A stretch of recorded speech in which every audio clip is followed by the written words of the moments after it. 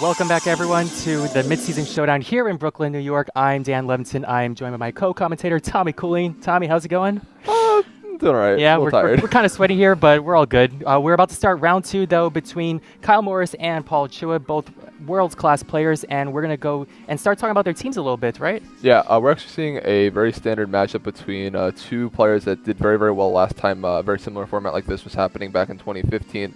Both players actually cut the last regional in that format, the Lancaster Regional Championships, and had some very standard teams as well there. So we're seeing a little bit more of the same, and I love the teams that both these players are playing. It's just like very, very standard teams, but they're also very interesting with the new text that we're seeing because, a lot of new items introduced, a few new Pokemon here and there, but for the most part, it's pretty standard stuff all overall. Exactly. We have the new move tutors, and then in addition to Sun and Moon and Ultra Sun, Ultra Moon, the Z moves, and all the new items, the Miracle Seeds, the terrains, everything that we saw last season, we're going to see now combined. So why don't we just start talking about the teams a little bit here? Yep. So Kyle Morris, he's going to be running Tapu Fini, Kangaskhan, Zapdos, Landorus Therian, Amoonguss, and Heatran. And on Paul's side, we're going to see Tyranitar, Landorus Therian, Zapdos, Tapu Fini, Metagross, and Amoonguss. So quite a common Pokemon we're seeing between both players. Yeah, this Tyranitar, Landorus, Zapdos, Fini team that we're seeing is something that I've known that Eduardo Cunha, who is a player that top 4 worlds back in 2016, very phenomenal player, has been using a little bit earlier this season, and it's kind of spread around to a bit of his friends, and it's easy to see why. The team is very, very good. It's a very standard team. We're seeing a lot more of the Metagross right now, as opposed to these kind of teams generally always have Kangaskhan back in 2015, but with the damage reduction from Parental Bond in Generation 7, as well as, Metagross picking up a few tools and just being a very, very overall strong Pokemon in this format. All the fairies running around, so having a very strong Steel type is very important. So really, really cool mons from both sides. I think that the keys of these matchups are always in the Finis. The Finis are very, very important. Tapu Fini is such an important Pokemon in this format just because, Landers is a very important thing. Tyranitar is also a really important Pokemon. Heatran on Kyle's side. So Tapu Fini is generally the best way to deal with these opposing threats from the other person's team. So being able to use Tapu Fini to the best of their potential is super important for both trainers. And Landers helps keep the opposing Finis alive, or their own Finis alive, just because Intimidate. There's a lot of moving parts to go into these matchups, but for the most part, they seem to be pretty focused around the Tapu Finis. Exactly, and in addition, since both players have the Landorus and the Amoonguss, we can expect a lot of redirection and mostly Intimidate to try and neuter the attack stat on both of their sides. So plenty of that's going to be going on, but other than that, though, we have the Tyranitar, like you mentioned, a lot of control in weather, so with Sandstream, we're going to see the increase in special defense on rock types. But other than that, we also have the Zapdos for both players. And really, Zapdos is really a key core Pokemon, comparing itself with Thundurus. They both have their unique stats and abilities. So Zapdos generally carrying the Heat Wave or some kind of electric attack, being Thunderbolt or Thunder if it's a rain type team. But mostly we like to call these kind of teams good stuff. Yeah. So basically, that's pretty much what both Kyle and Paul are running similarly. Yeah, I think it's also important to note what items maybe both the trainers are carrying on their Zapdos. We're seeing a lot of the Misty Seed variant with the Tapu Finis running around. It did also pick up the Electrium Z in Generation 7, so definitely an option for both trainers. Sometimes see something like a 50% berry, like a Wiki Berry, or even something like a Life Orb, just for teams that want the extra damage output but don't want to dedicate to running a Z move. So a lot of different sets of the Zapdos can run, and also, like we said, because Tapu Fini is so important, the Zapdos is very, very important. It reminds us a lot of the Chalk archetype of 2015. Using these common mons on both teams as your answers to the other opposing team that has very similar mons. Well, it looks like we're going right underway here on round 2 between Paul Chua and Kyle Morris. Kyle leading with Kangaskhan and Zapdos. Paul going with Landorus and Metagross. So we're already going to get that Intimidate drop on the Kangaskhan mostly, but really it's a pretty strong lead. I think Kyle has a pretty favorable position. Yeah, one of the big things that we're seeing from Kangaskhan now in Ultra Sun and Ultra Moon is a lot of them are starting to run Ice Punch because Power Punch was a move that Kangaskhan would usually use to get around Landers. They Power Punch and get the boosted stages of attack that they usually lose from Intimidate. But now, since you can't learn Power Punch, it is a Gen 6 tutor move, so not legal in this format. We're seeing a lot of Ice Punch to kind of make up for the fact that the Intimidators, can't be reset their attack stats. Well, Paul is going to switch out his Landorus, bring in the Amoonguss. There's the Kangaskhan Knight. We're going to activate and see the Mega Kangaskhan. So thanks to Parental Bond, we will get that increase in its attack stat, but it did get neutered thanks to the drop in the 50%. But Metagross also going to Mega Evolve here. You're going to see the Mega Metagross with the Tough Claws, so it'll be getting that increase in its attack stats. Ice Punch from Kangaskhan, no, Ice Punch from the Metagross onto the Zapdos, taking it well under half there, and Kangaskhan returning back with its own Ice Punch onto that Landorus spot, but still super effective onto that Amoonguss, taking to a quarter, but the freeze on it though, so it's not going to really be able to do a whole bunch here. But there's Zapdos, Tailwind now increasing the speed on Kyle's side for the next 4 turns. Yeah, we're going to see how much that Ice Punch from the Metagross does to the Zapdos, since, you generally see Zapdos as a bulkier Pokemon on most of these teams, but it took a lot of damage from that Ice Punch. Of course, the Zapdos took a neutral Ice Punch from the Metagross, while the Amoonguss took a intimidated Ice Punch, but I think that if you're Kyle, you'll take your end of the deal, since that freeze on the Amoonguss is so important. Ice Punch is just going to become a more important move in this one, just without the Intimidates, but with the Tailwind up for Kyle now, he's in a pretty commanding position, especially since that Amoonguss can't really do any of the redirecting and wants to do while it's frozen. There's the Protect on the Metagross. No damage being dealt on it this turn, but we're going to get the Thaw on the Amoonguss. So it will go for another Protect as well. So Paul just trying to kind of scout out Kyle's side, but there is the Z move. It is going to be that Electrium Z, the Gigavolt Havoc. Yeah, you can only assume this is into the Metagross slot. I think that, Kyle was probably expecting the Amoonguss to not thaw out there. It's just the low chance, but fortunately for Paul, it does thaw out, and Metagross is able to go for a Protect here, and Double Protect overall is just a really safe play. Just those Triumph Birds in terms of Tailwind, make sure your Metagross is faster than Zapdos in the coming turns. With that, we're going to get a quarter onto that Metagross thanks to the Protect, but thanks for protecting also Low Kick, not going to really do a whole lot there thanks to it, and it's not going to be able to do anything this turn. Yeah, so Zapdos can fire off an HP Ice or a Heat Wave onto the Amoonguss to try and get some significant damage onto it, but if you are Kyle, you may not want to, give up your Zapdos early on in the game. You are such low health, and you definitely can't pick up 2 knockouts here. So no matter what, your Zapdos is going to be, at risk of being knocked out if you don't switch it out, or maybe go for a Roost. That's something that Zapdos sometimes carries. But picking up a knockout here is really important because you don't want to get spored by the Amoonguss. Metagross returning back to on Paul's side. He will be switching out into that Landorus, so another Intimidate drop onto that Kangaskhan. It will be at -2 in its attack stat now. There's the Ice Punch again from Kangaskhan, who will target it. It's going to go for that Amoonguss. Again, it is going to be not doing a whole lot thanks to that -2 in attack. And Zapdos with the Hidden Power Ice, like you called it, Tommy, onto that Amoonguss. It is going to get the knockout critical hit on it. Yeah, I imagine that critical hit probably mattered. I believe the Amoonguss probably is a little bit bulky enough to take that.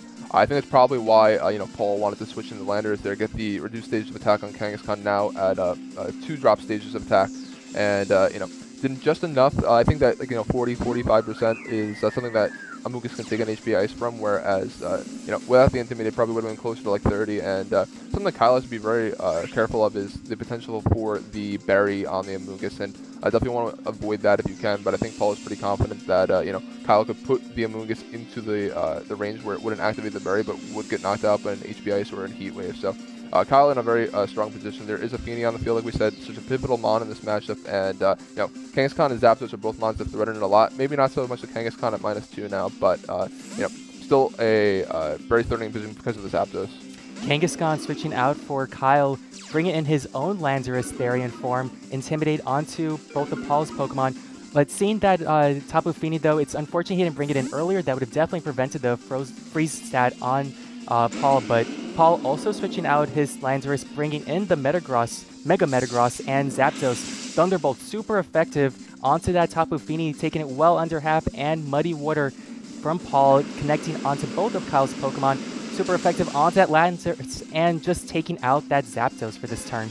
Yeah, again, those berries are coming into play as we see the Tailwind run out there, and 2 most common items on Tapu Fini are the Choice Specs and those 50% berries, and judging by the damage output on the Landorus, you can probably assume that's not the Choice Specs variant. So if that is the case, a very fortunate dodge of the berry, doing just enough so that you put it into range of something like a Double Edge here, now that we see the Kangaskhan, or maybe an Earthquake. but also so that you don't activate the berry. So very fortunate roll there for Kyle, and I think he's in a very good spot now. Tailwind did run out, so Metagross puts on a lot of pressure. We did see the Ice Punch. We know that it can throw in the Landorus this turn, so maybe Kangaskhan has to go on the offensive to pick up the knockout on the Feeny here, but that Amoonguss in the back doesn't want to take the damage, or no, not the Amoonguss, Wishpole in the back doesn't want to take the damage either. Yeah. Well, okay, we're gonna see we're gonna get the Landorus switching out for the Heatran, but Metagross also protecting for this turn, so probably gonna try and scout the Sucker Punch perhaps from the Kangaskhan. But Tapu Fini also gonna go ahead and get that protect as well.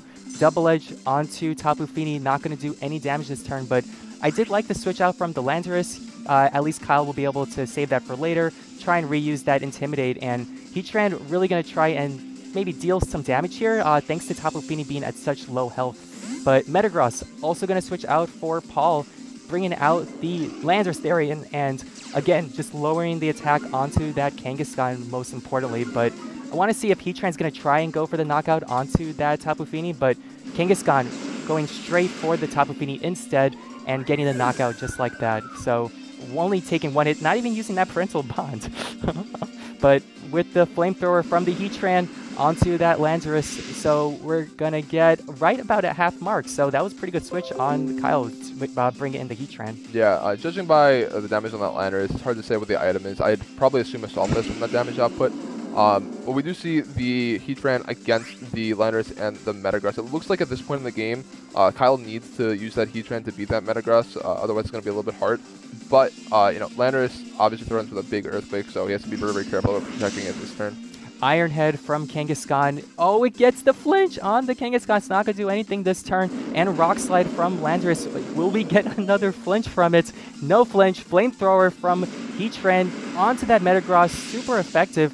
Is it gonna? It does take it. So thanks to that boost from the typing up Heatran. So Metagross getting knocked out here, and already Paul is just down to his last Pokemon. Yeah, you can definitely see Kyle being a little bit distraught at the Iron Head flinch there, just because we already saw he has Ice Punch, so we could have just Ice Punched the Landorus that turn, not have to worry about a potential Earthquake.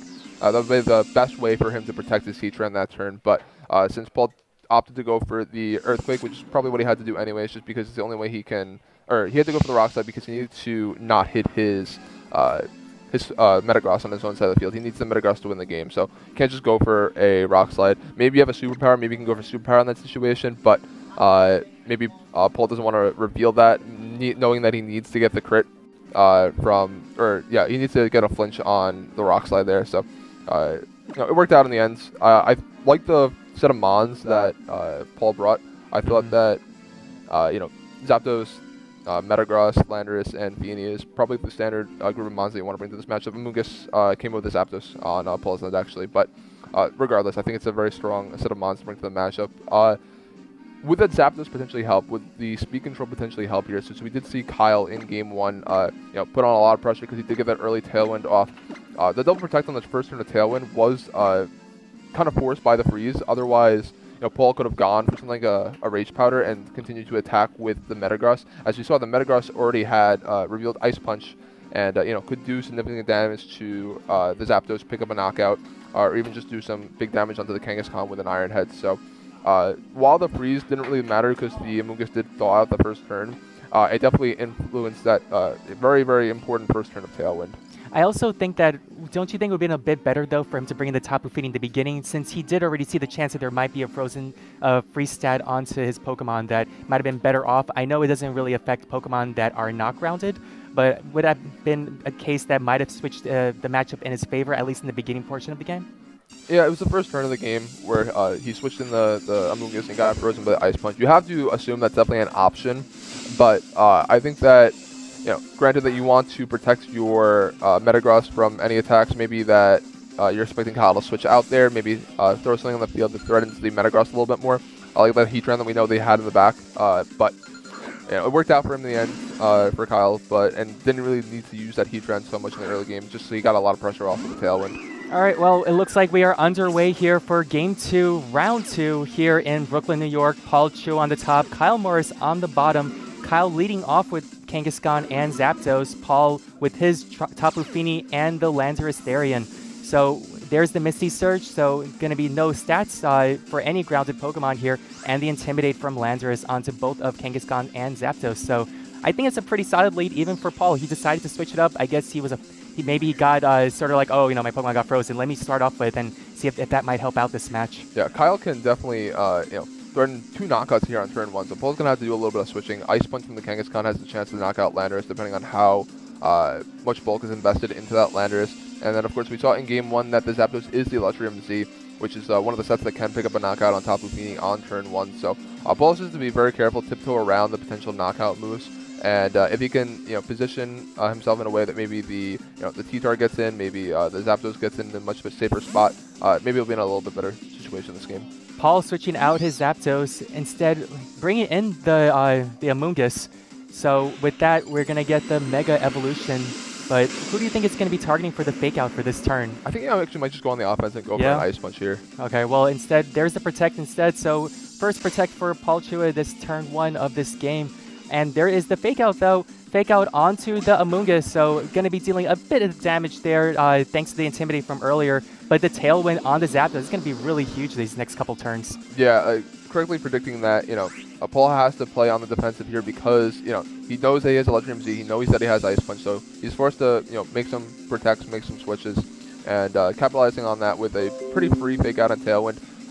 For Paul, we do know that his Amoonguss can take Ice Punch relatively well, despite being super effective. It only took around like 40% in Game 1 from the Kangaskhan's Ice Punch, so something like an Ice Punch plus something like an HP Ice likely won't do enough to pick up the knockout, so Rage Powder here is very, very safe.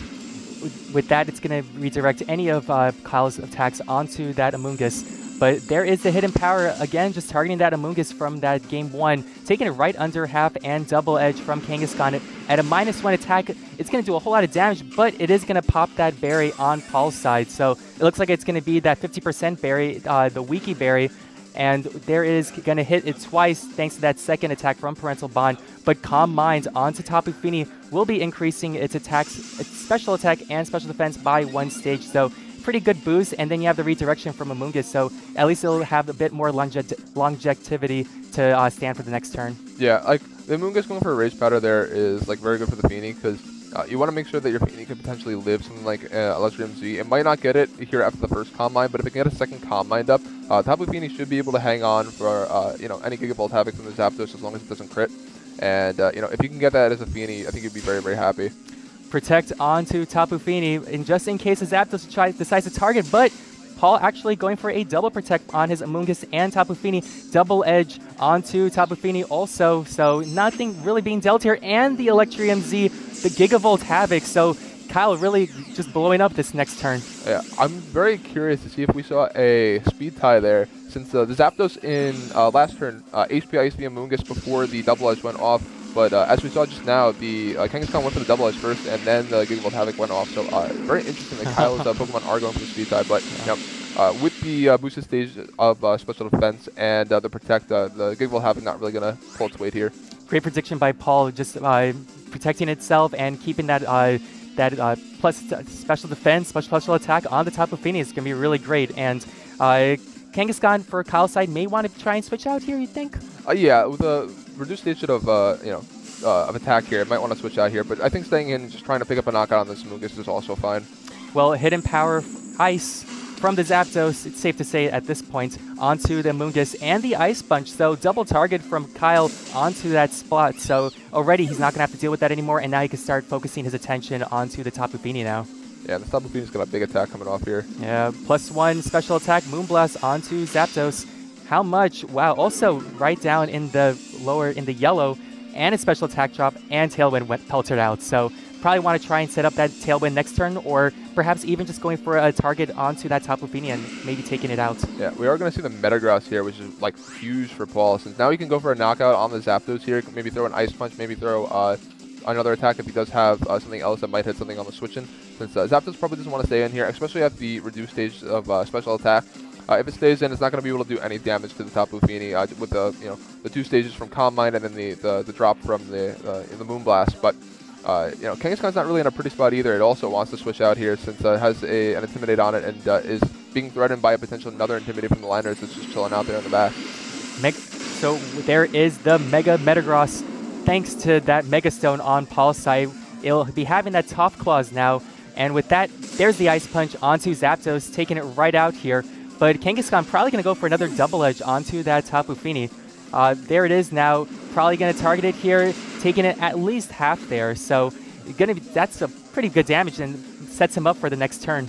Yeah, and that's a very good roll there on the Double Edge, because he did enough so that the first hit of Double Edge might pick up another knockout, while the he did not activate the berry on the second hit. So that's a very fortunate roll.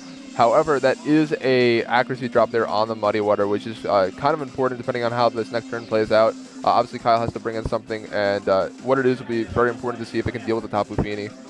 So there is the fourth Pokemon on Kyle's side. It will be that Landorus Therian.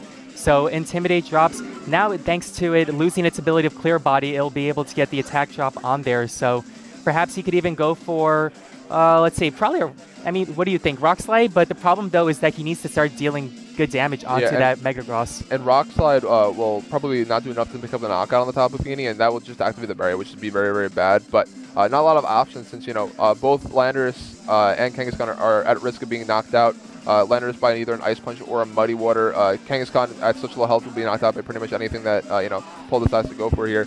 I wonder if he maybe decides to attempt for a switch here, but with not a lot of options in the back, he's going to take a lot of damage no matter what he does. Kyle is, and if he can just get some get the knockout on the Tapu Fini here this turn, that'd be absolutely huge. But it's going to be very, very hard to find the time to actually get the damage onto it with a lot of pressure here on this turn. Well, I guess because of that accuracy drop on that Kangaskhan, he is going to decide to switch it out, bring in his Heatran, protect onto that Tapu Fini, and an Ice Punch onto that Landorus ×4, taking it straight out of this tournament. So Landorus is going to go down now, unfortunately. Yeah, and Heatran here against the Metagross is in a pretty decent spot. The problem is that Tapu Fini is still sitting on the field, and with Metagross being faster than the opposing Kangaskhan, even though he has a turn of Fake Out, Metagross did not protect last turn, so can go for Protect this turn, and then follow up the turn after with an Iron Head. Depending on what your last Pokemon is, if you're Paul, I believe we already seen it is the Landorus. If that is the case, then you can just pick up the knockout on the Kangaskhan next turn, maybe sacrifice off the Tapu Fini this turn, and then on the following turn you bring in your Landorus to deal with the Heatran. So I think Paul has a pretty safe set of turns, pretty safe set of plays lined up for him here. There's the Fake Out from Kangaskhan. Will be targeting that Metagross, so I guess he's trying to prevent it from dealing any damage and just dealing a whole lot with that Heatran. So there's the Flinch and the Moonblast. Probably going to be targeting that Kangaskhan, so it will be taking it right out of here. So maybe Heat Wave or hopefully some kind of fire. There's the Flamethrower from the Heatran. So targeting that Metagross should be doing enough to knock it out here. So, and there's a knockout. So unfortunately, though, now it's going to be a single target onto that Heat. No, he still has one more, but it's still going to be doing a whole lot with the Muddy Water, though. Yeah, and it is that Landorus, like we said in the back. Heatrans generally carry the Shucca Berry, so definitely a chance that it could live this turn. But as we saw in Game 1, the Flamethrower does a little bit under half to Landorus. So unless he gets a big crit here, is able to knock it out, and maybe Tapu Fini misses some Muddy Waters, this should be Paul's game to win. Very likely. And with that Protect on that Heatran, probably trying to scout out any more information he can get. We are going to get the knockoff onto that Heatran, so a bit more information, and there's the Muddy Water. So with that, I think Kyle at this point may just want to forfeit here, go into, basically. So we'll be going into Game 3 pretty soon. If he does go for the forfeit here, he does get to, hide the item on the Heatran, but we are going to see it, and it is the Shucca Berry, as we said, and if Muddy Water connects here, which it does, that is going to force us into a Game 3, as Tapu Fini's definitely going to get this knockout here. There's a single target, Muddy Water, and with that, Heatran does go down, and we are tied between Kyle and Paul, 1-1.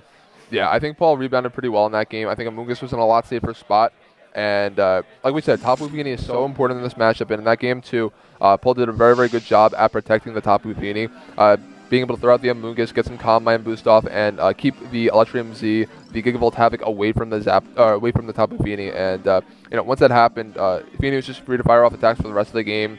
Got a fortunate roll on the special attack drop on the Zapdos. Don't think it mattered too much as it went down immediately to an Ice Punch, but the Kangaskhan was already there on the field at -1 attack set. So Landorus in the back throwing another Intimidate on it. I think that Paul got his Fini into a very good position and was able to just use that momentum to kind of get them through the rest of the game. I also like how Kyle was able to try and control his field as well. We saw that accuracy drop on the Kangaskhan, and instead of just letting it go and just letting it go down to a roll, he retreated it out, saved it for later, and was still able to conserve it and just try and get any more information that he can. Yeah, so, at that stage in the game, yeah. Kangaskhan wasn't really going to get too much attacks off, but you know, I think that's a very important tool to have, and potential to come back into the game could you know, rely on that fake out pressure. So really strong play from Kyle. I think I like a little bit more what he went for in game one. You know, using the Tapu Fini a little bit stronger, try and maybe pick up the game that way. As we saw, you know, Landers was in a really good spot for most of the game. I think really important, Via Mungus was putting a lot of pressure on you know, Kyle's side of the field, maybe getting the Heatran onto the field a little bit sooner. But as we did see the, you know, the Tapu Fini lead right off the bat from Paul in game 2. And it's a lot harder to, you know, have the Heatran out on the field when it's being threatened by that Tapu Fini. But he's going to have to find some way to threaten that Amoonguss, since at -1 attack, the Kangaskhan's just not doing nearly enough damage to, you know, threaten it hard enough. But looking at the teams, though, I'm still trying to figure out if there's any adjustments that they need to make, because both of them pretty much chose the right counter mons. It all comes down to picking the right moves and just counteracting, I think. Yeah, and we do see that Heatran now, and like we said, Amoonguss seemed to be the base problem in game 2 for Kyle. So leading the Heatran immediately puts a lot of pressure onto the Amoonguss. Obviously, the Landers can go for an Earthquake, do a lot of damage, but we did see the Shuckleberry Berry on the knockoff there in game 2. But so, yeah. They did switch out, though. I did like their new leads now. Kyle with the Heatran and Zapdos, and Paul with the Landorus and the Amoonguss. But perhaps maybe try to get the redirect or even protect, really, and then just he could even go for a protect Earthquake. Just try to scout out what Kyle's going to do for this turn. Yeah, if you do have that Heat Wave, maybe you can go for a Heat Wave here and just throw an HP Ice into the Landorus slot, since you know, Landorus, if it's not getting the HP Ice redirected into the Amoonguss slot, will take a lot of damage from the Zapdos' Hidden Power Ice, and you know, Amoonguss doesn't want to stay in to take a fire move from the Heatran, because we do know that you know, Landorus shouldn't be able to knock it out. So Paul has to make a bit of a read here on this turn. Tailwind on Zapdos, boosting that speed for his Pokemon, and Rock Slide onto the Landorus. Going to be doing a whole lot of damage onto that Zapdos. We'll see if we get the flinch on the Heatran. No flinch, and there's the Flamethrower onto Amoonguss. Right under half. Wow, 3/4 there. But again, it is just going to pop that berry, though, on that Amoonguss, taking it right back to almost full health with the Wiki Berry. Spore now from the Amoonguss, going to get it onto the Heatran. So Heatran falling asleep for this turn. Yeah, it's a huge Spore there. Kyle opting to go for the Tailwind instead of putting some more damage on that Amoonguss. Maybe if he goes for HP Ice or Thunderbolt, maybe he picks up the knockout on the Amoonguss after the Flamethrower. But because he didn't go for that, Amoonguss hangs on, gets the Wiki Berry to activate, and is now sitting on the field at 60% health. And, you know, Zapdos can't really do enough to pick up the knockout here, so Landers is sitting on the field very, very safe. Heatran still going to have that guarantee sleep for this turn, and Hidden Power from Zapdos onto the Landorus, all the way taking it right under half there. Most likely, like we mentioned, probably an Assault Vest and Rock Slide onto both Pokemon. Zapdos just barely hanging on there with a sliver of health, and Amoonguss able to get a Spore onto the Zapdos now. Double sleep on Kyle's side, so Kyle in a bit of a rough spot now. He needs to try and make some adjustments here. Yeah, the Spore is interesting there. You could have picked up a knockout, but, you know, you cover for a switch there, so strong play on Paul's end. A Rock Slide here will should be able to pick up a knockout on you know, the Zapdos here, do a little bit more damage to Heatran. He can go for something like a you know, a Flamethrower onto Landorus if Heatran does wake up. So if you're Kyle, you're just really looking for that Heatran to wake up as soon as possible. Amoonguss switching out now, bringing in the Tapu Fini. So Misty Surge activating, and unfortunately Amoonguss won't be able to Spore most of Kyle's Pokemon. But with that, we are going to get a sleep turn for Heatran. Most likely it could have been a Protect, but Landorus now with the knockoff onto it, though. And it's going to be bringing it all the way down. Another critical hit, knocking off that Shuka Berry. So Heatran is just going to be hanging out there for another turn. Yeah, you likely need an Earthquake, 2 Earthquakes to knock out the Heatran there. So going for the knockoff allows you to, you know, put it into range for Earthquake to KO. But because of the critical hit there, he actually can just go for a Rock Slide now. And I think that Rock Slide Combine is just a super safe play on Paul's end. He gets a pretty free boost there, since, you know, unless Kyle's able to dodge a Rock Slide, there should be 2 knockouts, or, you know, Kyle, you know, switches out one of his mons. But regardless, Tapu Fini is pretty free. Yeah, Tapu Fini protecting now for this turn. Zapdos waking up now, Hidden Power onto the Landorus. Huge, well, not huge damage. We're going to get the knockout on. It's types 4 super effective. So 2-hit KO onto that Landorus Therian, and Heatran another turn of sleep. So unfortunately, it won't be able to attack this turn, and the Tailwind does pelt her out. So Kyle might want to try and set up Tailwind next turn. Yeah, we see that crucial last turn of Tailwind coming in very close for Kyle, getting the first turn weak on the Zapdos and correctly targeting the Landorus with the HP Ice and picking up the knockout there. So while the Metagross can still pick up a knockout on the Zapdos, still going to be faster than it after the Mega Evolution. Feeney's still sitting in front of this Heatran, and Heatran does not want to take a Muddy Water, does not even want to take a Moonblast from this range, usually being able to take those Fairy-type moves. But Feeney can also maybe try and make a read, go for a Calm Mind here, as Heatran is on the last turn of its sleep turns. Will be guaranteed to wake up this turn. Regardless, though, it's not going to stick around the field much longer if it does not go for a Protect or a Switch here. Yeah, honestly, even a switch on the Tapu Fini slide into Amoonguss could be a thing, but instead, Metagross going to Mega Evolve into that Mega Metagross with the Tough Claws ability will be getting the increase in its attack stat if it decides to go for an Ice Punch, but instead, Iron Head onto the Zapdos, just going to take it out right here. So Zapdos going down on this turn, and with that, Muddy Water from the top. Oh, but it missed the attack, and Heatran gets the Wake Up Flamethrower onto the Metagross now. Super effective damage. A whole lot damaged here, and wow, 1-hit KO onto it now. So unfortunately, Paul isn't going to be able to take advantage of it. Yeah, fortunately for Kyle, Paul did not go for a Moonblast there, maybe fearing a mode to pick up the knockout, maybe trying to re-switch into maybe the Landorus, maybe on the Zapdos slot, but Heatran sticking around on the field for another turn to pick up a knockout on the Metagross, and that's what Heatran has to do in this matchup. Picking up the knockout on the Metagross is so important, and Landorus and coming on the field for Kyle is really important, because he has the option to maybe go for a Rock Slide here, flinch the Tapu Fini, and pick up the knockout on the Amoonguss, because it looks like he's going to need to get a Flamethrower off on that Amoonguss to win this game now. Honestly, I think, like you said, Rock Slide and perhaps a Flamethrower onto the Amoonguss, just trying to take it out before he starts losing Pokemon, because, again, Tapu Fini is out on the field, and it's going to be super effective damage from that Muddy Water if it hits both of Kyle's Pokemon. Yeah, alternatively, he could go for something like a Protect and an Earthquake if he thinks he can 2-KO the Tapu Fini. And he is going to protect the Heatran, so let's see if that's what he's trying to go for here. Okay, we got the Protect. There's another Protect on the Amoonguss, so perhaps Paul is predicting that, or maybe even just wasting those speed turns for the Tailwind. But Rock Tomb onto that Tapu Fini. Wow. Does drop the speed stat on it, however, and a Calm Mind on the Tapu Fini. That is not good for Kyle right now. No, that was actually an amazing play from Kyle, since we saw that the Tapu Fini was outspeeding the Heatran, calling that absolutely correctly, dropping the speed on the Tapu Fini, and now Amoonguss just uses to protect the last turn. We saw that Heatran does Flamethrower damage around what Amoonguss' health is at, so if you can double it up with the Landorus, maybe throw like a knockoff into the Amoonguss slot and then go for a Flamethrower, should be able to pick up the knockout, and depending on what the last mon is for Paul, which I think, or for Kyle, I believe it is the Kangaskhan, but it is a double protect. Yeah, wow. Double protect on the Amoonguss. There's the knockoff on the Tapu Fini. Be removing that Mago Berry and the Flamethrower onto that Amoonguss, but unfortunately, he did get that double protect and Muddy Water. Oh, does miss the Landorus, however, but will be dealing really incredible damage onto it. So incredible enough to take it out. Yeah, I do believe we see the last mon for Kyle here. It probably is that Kangaskhan. If it is something like the if it is something like the Amoonguss, he can put a little bit more pressure on the Tapu Fini, and we get to that ugly Amoonguss versus Amoonguss endgame. But if I had to put money on it, I'd probably assume that it's probably Kangaskhan in the back for Kyle here. And if so, he can do enough damage to that Amoonguss to potentially pick up a knockout. The problem is, I believe the Amoonguss still has its berry, so I have to be very careful about your order of attacks, because you want to be able to make sure that you can knock out the Amoonguss even through the berry, since something like a double edge plus an Earthquake might not do enough damage to knock on the Amoonguss, and you might just activate the berry and heal it back up to half health. Exactly. You want to try and kind of avoid the range on the Pokemon. So we got the freeze. Yeah. So okay. Okay.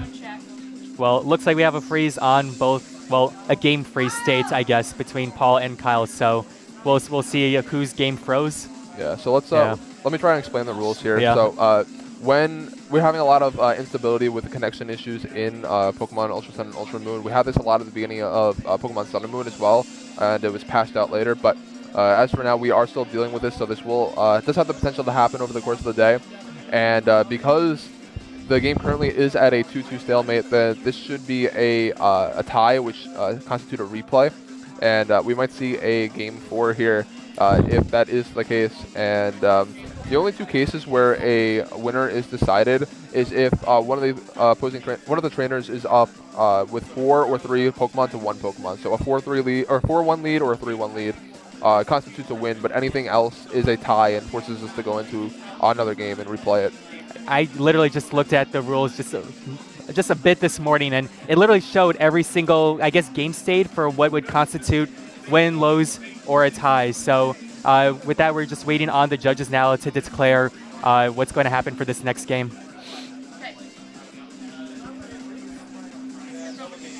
All right, looks like we're waiting on a decision here. We are just waiting on it, guys. Hold on momentarily, but yeah, pretty much it's just they need to patch it. We'll wait for the patch for when that happens. Oh, sun. Hey, yeah. I like the we're gods kind of. Look at that. We're majestic. Yeah. Like usual. So yeah, we are also pausing the time right now while we wait. Okay, so what's going on is they have to go into sudden death, only because they're tied, right?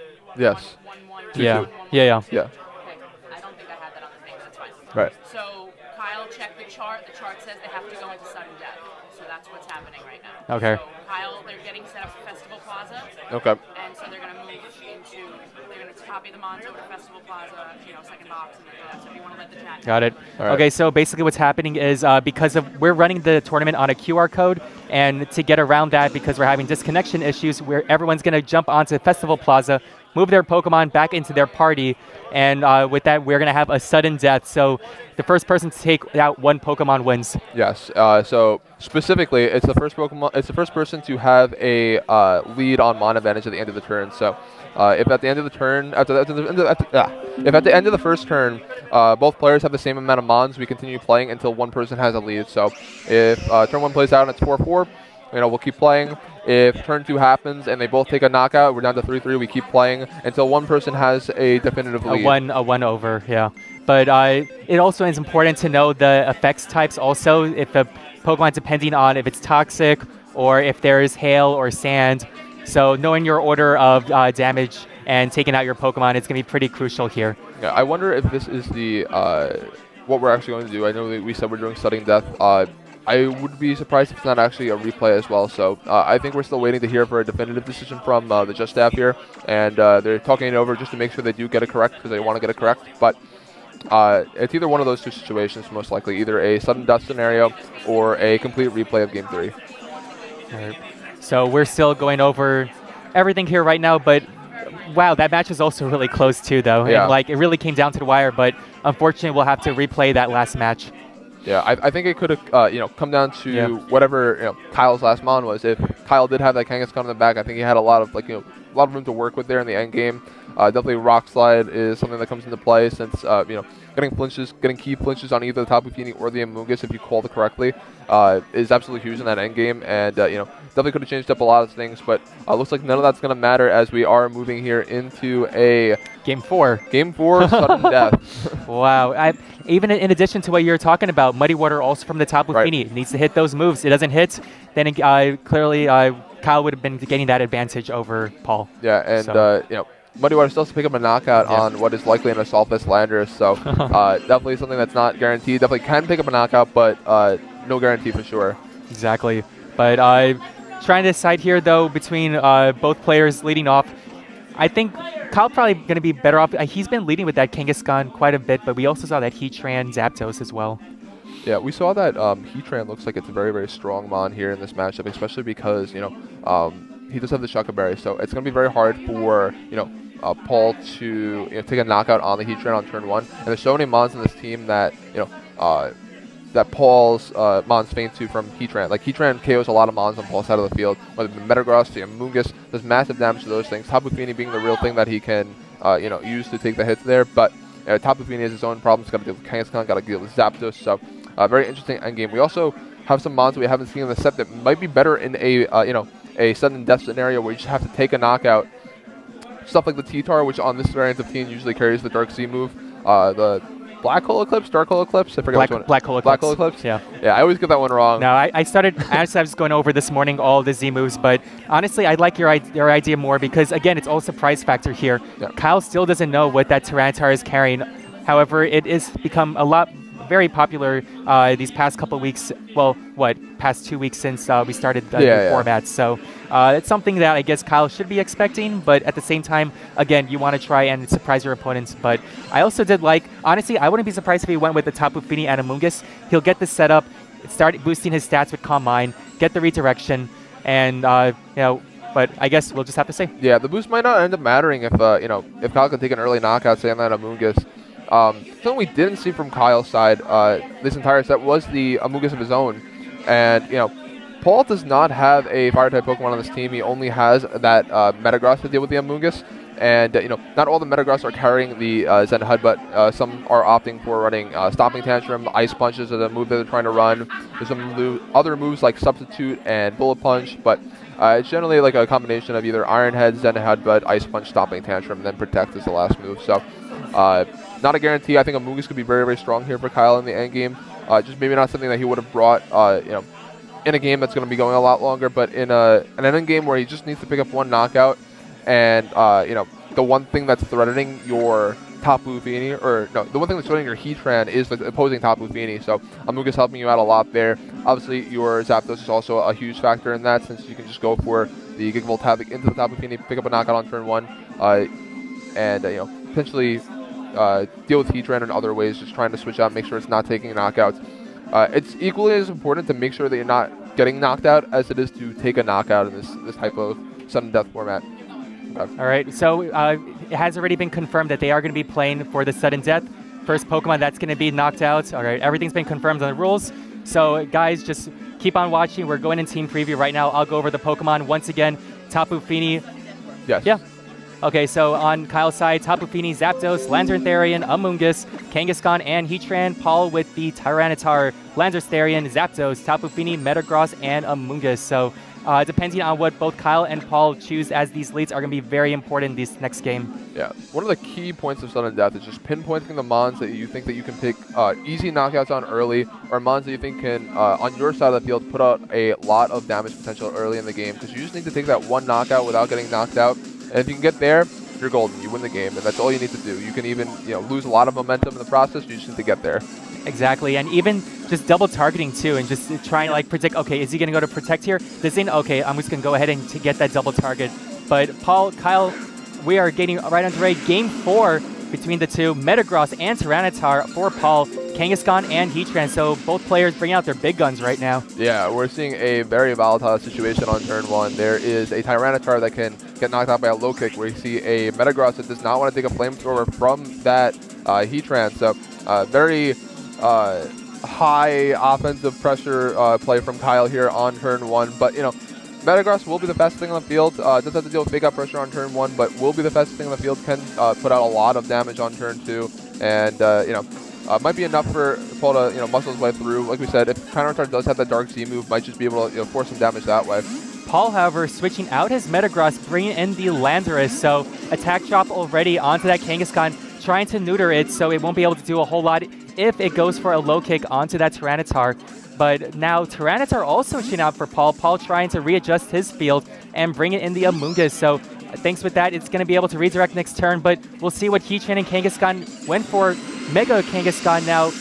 Will we get a fake out or will we get a low kick? If a double up here happens on any of these Pokemon, that should be enough to pick up a knockout. Oh, but he went for the low kick on the Tyranitar slot. Not going to do a whole lot thanks to that Amoonguss' typing, Poison, and Grass. Flamethrower, though, did it target that? Also, no. It went for the Metagross slot, so Landorus taking it under half. So, wow, this is a good double switch by Paul, but that was super risky. It's still, he's not out of the woods yet. He can go for something like an Ice Punch into the Landorus here and go for a Flamethrower into the Amoonguss slot. And, in order to make the Landorus survive, he needs to either Rage Powder here or switch out his Landorus. And, if he Rage Powders here, he can just go for a Flamethrower and pick up a knockout on the Amoonguss. So, Paul is still in a very, very tough spot. He's going to have to, do a little bit more maneuvering to get out of this, but it's still not over yet. Landorus, again, switching out for Paul. Paul just switching out these past 2 turns. Tyranitar returning in its place. Amoonguss with the Protect. Probably trying to scout if it goes for another double target and trying to bring in Tyranitar safely. But the low kick, goes into Tyranitar ×4 onto it, but barely lives. Wow. What does Heatran do? Double target? It double targets! Wow, Kyle. What? Wow, What, it's what, over. What a read. That is it. Wow. Yeah, correctly. I'm speechless. Damn. Correctly realizing that he has to switch out there. He Yeah. has no other choice. Yeah. Calls it correctly, catches Tyranitar on the switch and is able to clean up this game. Wow. Kyle really read that call perfectly. That's over. We got that one Pokemon knockout, and Kyle Morris is going to take this victory. What is it? 4-0? 3-0? 3-1. 2-1. Yeah, 2-1. 3-1. Yeah, 2-1. 2-1-1. Something in there. You running what? But man, a really amazing prediction by Kyle for that turn. Yeah. No, he led very, very well. He knew exactly what he needed to do. Heatran rather, put a lot of pressure on that turn one, forced a bunch of switches, and when Paul's back against the wall like that, he needs to switch out. Yeah. He can't afford to let something get knocked out. So only a very limited number of plays that he can go for there, and Kyle just had to call one of them correct, and he did, and he got the win, and it was just impressive. I honestly think it was a really well played set by both players. Definitely. Since, even in that game in the game 3 that did not finish, that set looked like it could have gone either way. That was a very, very close game 3 with 2 mons left apiece. All right, well, with that, we finished round 2, and we are going to be going into round 3 momentarily. So we will be interviewing with Kyle Morris, so stay tuned.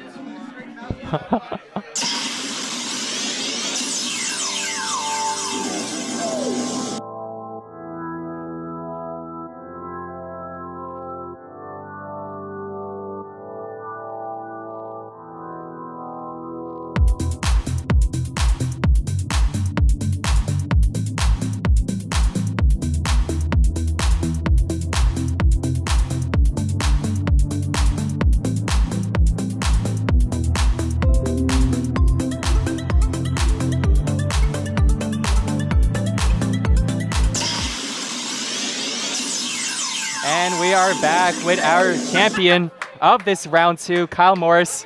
Kyle, congratulations. Thank you. I know, right? He has returned. But so with that round 2, between the disconnect in game 3 onto game 4, but you played marvelously between the rounds. So what can you tell me, especially since both of you guys share a lot of common Pokemon? Yeah, we do have a lot of common mons. I just feel like as the metagame develops, you'll notice that a lot. You'll have the best mons kind of come out and kind of weed its way through the system, and then they kind of become like the best. And you notice from, Worlds 2 years ago when Japan came in with pretty much standard and just wrecked? Or 3 years ago. I'm sorry. 2015. Yeah. What, 7 Japanese, all with the Landers, Kangaskhan, the Chalk team. So amazing. But with that, though, going into between those game 1, game 2, I noticed that Paul had the Tapu Fini in the back game 1, but then game 2 he decided to switch it up. I guess perhaps the freeze, he wanted to try and mitigate it away, and he switched to that. So what can you tell me how you adjusted between those 2 games?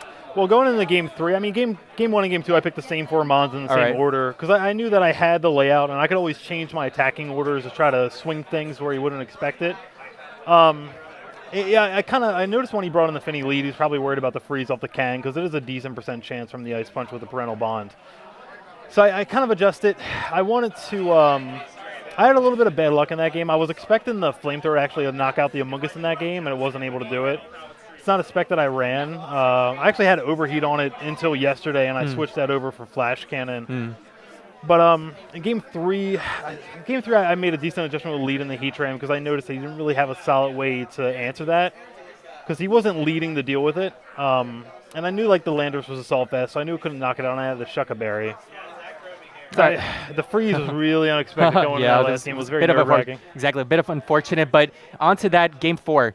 That critical game 4, you made the prediction. You got the double target onto, what is it? It was the Tyranitar slot that he switched it in? It was Landorus. Landorus was active, and I knew I had to make a play because I knew he would just continue to switch and get Intimidates off, and then it would render my Kang useless.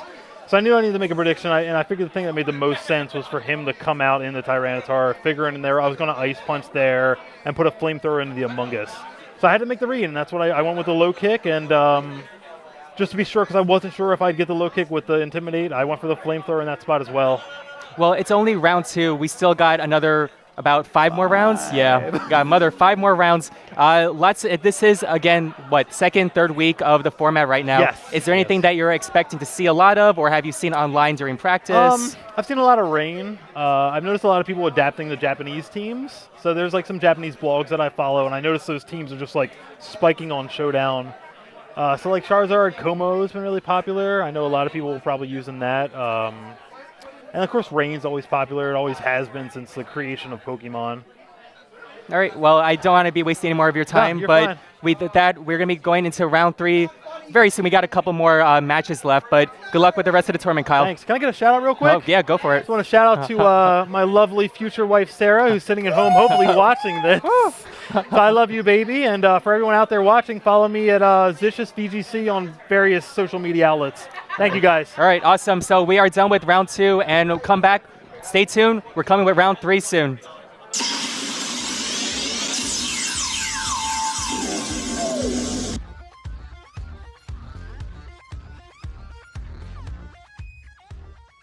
Here we go. No! No! No! No! He crit the struggle! He crit the struggle!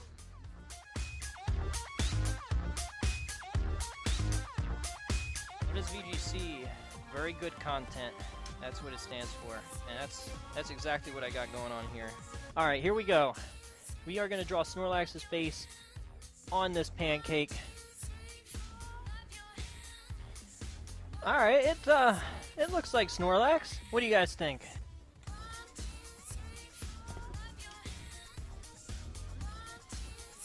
I need some milk. That was very good content.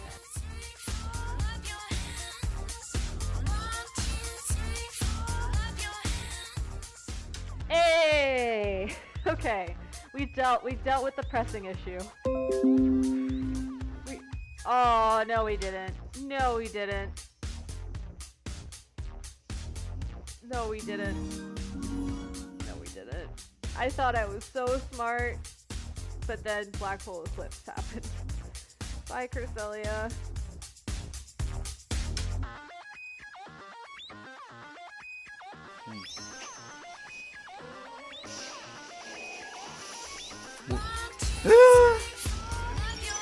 아, 견딜 거야 아마. 머리 띄어도.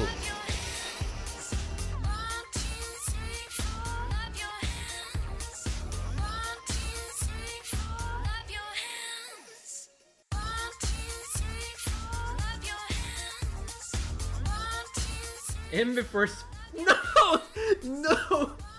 I was like, nah, no way. Wow.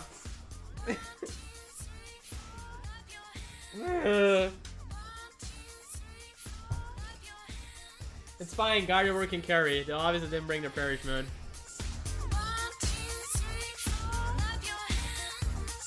Come on, Eve, you can do this.